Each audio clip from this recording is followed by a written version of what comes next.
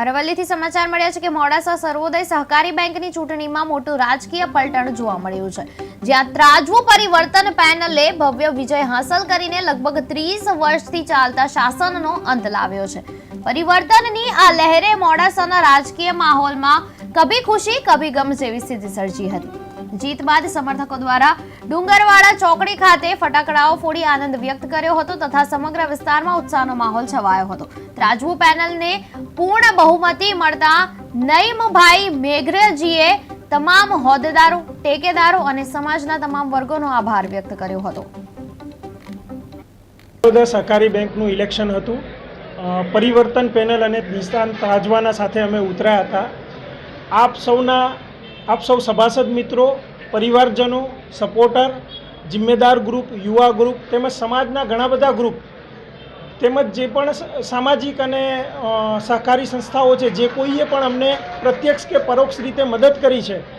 30 વર્ષનું શાસન હતું, 30 વર્ષનું એક હતું શાસન અને 30 વર્ષની વોટ બેંક બનાવેલી હોય અને એ શાસનને રિમૂવ કરવું, એ શાસનને પાડવું, એ શાસન સામે વિજય મેળવવો એ નાનું કામ નહોતું।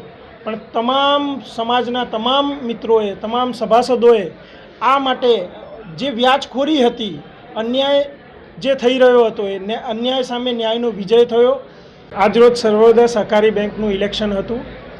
પરિવર્તન પેનલ અને નિષ્ણાત ત્રાજવાના સાથે અમે ઉતર્યા હતા।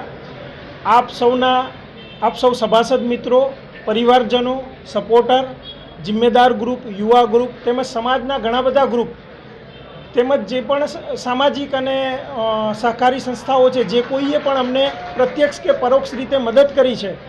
30 વર્ષનું શાસન હતું, 30 વર્ષનું એક હતું શાસન અને 30 વર્ષની વોટ બેંક બનાવેલી હોય અને એ શાસનને રિમૂવ કરવું, એ શાસનને પાડવું, એ શાસન સામે વિજય મેળવવો એ નાનું કામ નહોતું। પણ તમામ સમાજના તમામ મિત્રોએ, તમામ સભાસદોએ આ માટે જે વ્યાજખોરી હતી, અન્યાય જે થઈ રહ્યો હતો, એ અન્યાય સામે ન્યાયનો